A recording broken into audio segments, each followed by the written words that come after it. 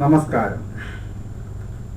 ചപ്പാത്തി എങ്ങനെ നന്നായി ഉണ്ടാക്കാം എന്ന് നാം എല്ലാം പലപ്പോഴും ചിന്തിക്കുന്ന കാര്യം ആയതിനാൽ ഇന്ന് നമുക്ക് ചപ്പാത്തിയെ കുറിച്ച് ആവാം. 1 കപ്പ് ഗോതമ്പ് പൊടിക്ക് 1/2 കപ്പ് വെള്ളം എന്നതാണ് കണക്ക്.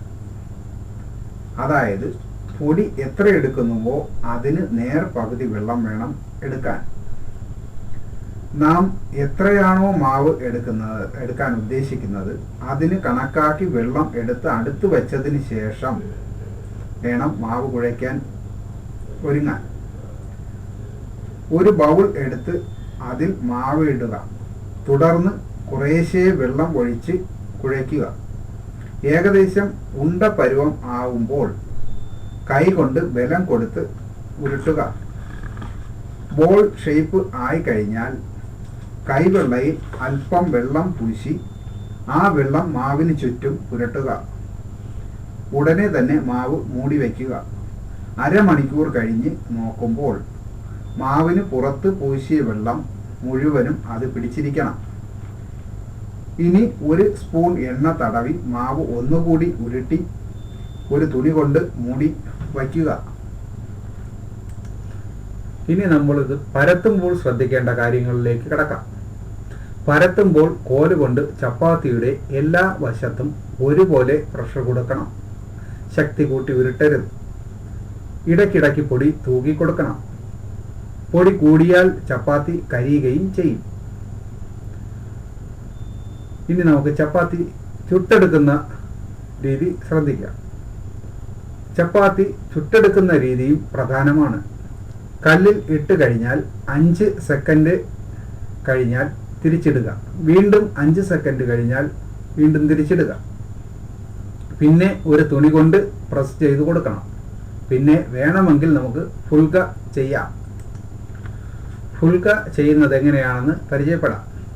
ചപ്പാത്തി കല്ല് ഇല്ലാതെ ഡയറക്റ്റ് ബർണറിൽ വച്ച് റൊട്ടി പൊന്തിക്കുന്ന പരിപാടിയാണ് ഫുൽക. ഗ്യാസ് തീരാൻ നിൽക്കുന്ന സമയത്ത് ആണെങ്കിൽ ഫുൽക ചെയ്യരുത്. ചപ്പാത്തി കഴിക്കുമ്പോൾ ഗ്യാസിൻ്റെ വല്ലാത്ത മണം അനുഭവപ്പെടും.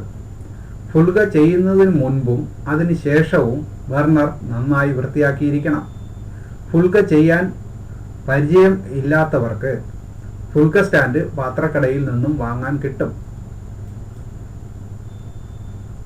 ചിലര് ചൂടുവെള്ളം ചേർത്ത് മാവ് കുഴയ്ക്കാറുണ്ട്. അങ്ങനെ ചെയ്താൽ ചപ്പാത്തി കാശിന് കൊള്ളാത്ത പരുവം ആയി കിട്ടും. കാരണം വെള്ളത്തിൻ്റെ ചൂട് കൊണ്ട് അപ്പോൾ തന്നെ ഗോതമ്പ് വെന്ത് കട്ടപിടിക്കും. അങ്ങനെ ചെയ്താൽ ഏതാനും മണിക്കൂറുകൾക്കുള്ളിൽ ചപ്പാത്തി പാറക്കല്ല് പോലെയാകും. എന്നാൽ തിളപ്പിച്ച് ആറിച്ച വെള്ളം ഉപയോഗിക്കുന്നത് നല്ലതാണ്. ഗോതമ്പ് പൊടിയിൽ വെള്ളം വീഴുന്നതിന് മുൻപ് ഉപ്പ് ചേർത്തിരിക്കണം. നല്ല മാർദ്ദവമായ മാവ് വേണമെങ്കിൽ ഒരു പുളിയില്ലാത്ത പഴുത്ത പാളയംതോടൻ പഴമോ അല്പം തൈരോ പശുവിൻ പാലോ അതുമല്ലെങ്കിൽ കുറച്ച് മൈദയോ ചേർക്കാവുന്നതാണ്. എല്ലാം കൂടി ഒന്നിച്ച് ചേർക്കേണ്ടതില്ല. ഏതെങ്കിലും ഒന്ന് മാത്രം മതിയാകും. പിറ്റന്നത്തേക്കോ മറ്റോ ചപ്പാത്തിയോ മറ്റു സ്റ്റോർ ചെയ്യാൻ ഉള്ളവർ ഇവയൊന്നും ചേർക്കാതെ ഉണ്ടാക്കുന്നതാണ് നല്ലത്.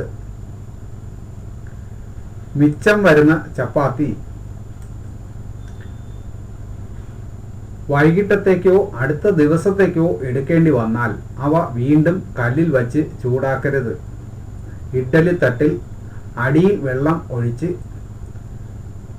മുകളിൽ ചപ്പാത്തികൾ വച്ച് മൂടി ഒരു 2 മിനിറ്റ് ആവി കയറ്റിയാൽ നല്ല ചൂടോടെ സോഫ്റ്റായി ഫ്രഷ് ചപ്പാത്തി തട്ടാം.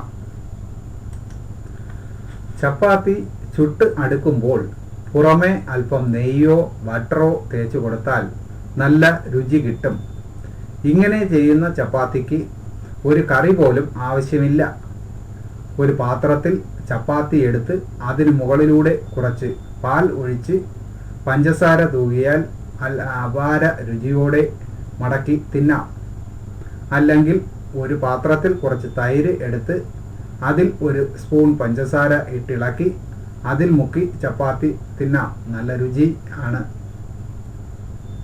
ജോലിക്ക് പോകുന്ന വീട്ടമ്മമാർ അവധി ദിവസങ്ങളിൽ അധിക സമയം കിട്ടുമ്പോൾ വലിയ പാത്രത്തിൽ കുറച്ച് കൂടുതൽ മാവെടുത്ത് ഉണ്ടാക്കി വെച്ച് സൂക്ഷിച്ചാൽ പിന്നീട് ആവശ്യം വരുമ്പോൾ മാവ് കുഴയ്ക്കാൻ നിൽക്കാതെ സമയം ലാഭിക്കാം. ഒരു ഫുട്ബോൾ വലിപ്പത്തിൽ മാവ് കുഴച്ചതിന് ശേഷം അതിൽ നിന്നും കുറച്ചായി മാവെടുത്ത് ഒരു പൊതിച്ച തേങ്ങയുടെ വലിപ്പത്തിൽ ഉരുട്ടി ലൈറ്റ് പോളിത്തീൻ കവർ കൊണ്ട് പൊതിഞ്ഞ് വയ്ക്കുന്നത് നല്ലതാണ്. അതെല്ലാം കൂടെ ഒരു വായു കടക്കാത്ത പ്ലാസ്റ്റിക് സഞ്ചിയിലോ കണ്ടെയ്നറിലോ ഇട്ട് ഫ്രിഡ്ജിൽ സൂക്ഷിക്കാവുന്നതാണ്. ഫ്രീസറിൽ ആണെങ്കിൽ 1 മാസം വരെ കേടുകൂടാതെ ഇരിക്കും. ആവശ്യാനുസരണം കണ്ടെയ്നർ തുറന്ന് ഒരു ചെറിയ ബൗൾ എടുത്ത് ഉപയോഗിച്ചാൽ ഒരു നേരത്തേക്കുള്ള ചപ്പാത്തി ഉണ്ടാക്കാം. ഒന്നുകിൽ ഫ്രിഡ്ജിൽ നിന്നും പുറത്തെടുത്ത് തണുപ്പ് മാറുന്നതുവരെ വച്ചതിന് ശേഷം ഉപയോഗിക്കാം. അല്ലെങ്കിൽ ചൂടുള്ള ഒരു പാത്രത്തിൻ്റെ മുകളിലോ മറ്റോ വെച്ചാൽ പെട്ടെന്ന് തണുപ്പ് മാറിക്കിട്ടും.